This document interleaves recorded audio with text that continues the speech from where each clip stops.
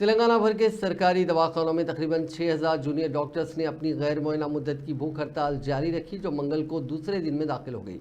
इसकी वजह से मामूल की हिफ्ज़ान सेहत की खिदमात मुतासर रहीं। पीर की शाम वज़ीर सेहत सी दामोदर राज नरसिम्हा के साथ बातचीत के बाद मुतालबात की अदम यकसोई की वजह से जूनियर डॉक्टर्स ने अपनी हड़ताल जारी रखी।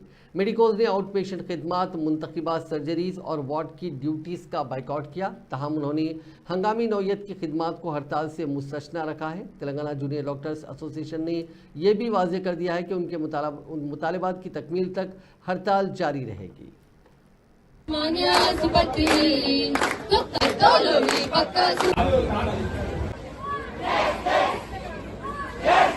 के लिए स्ट्राइक के नोटिस हम देने के लिए गए थे और गवर्नमेंट में हम डिफरेंट तरीके में हमारा प्रोटेस्ट हम गवर्नमेंट के दिखाए गए, लेकिन फिर भी गवर्नमेंट से हमको कुछ भी प्रॉमिसिंग रिप्लाई नहीं मिला। रिप्लाई मिला लेकिन वो जो भी रिप्लाई मिला that was not fruitful and वो हम इसलिए कल गवर्नमेंट वाले हमारे टॉक्स के लिए बुलाए थे, लेकिन जो भी टॉक्स हुआ वो उससे हम सेटिस्फाई नहीं हुए।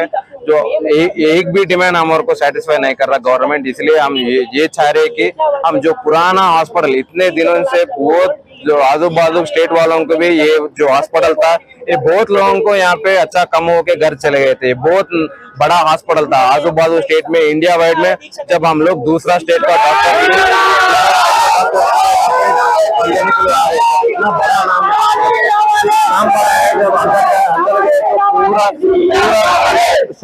हॉस्पिटल्स जो नया जो मेडिकल कॉलेज तेलंगाना में बनवाए है, वो नया मेडिकल कॉलेज में ट्रांसपोर्ट फैसिलिटी है, वो ट्रांसपोर्ट फैसिलिटी आना चाहिए। और काकतीय मेडिकल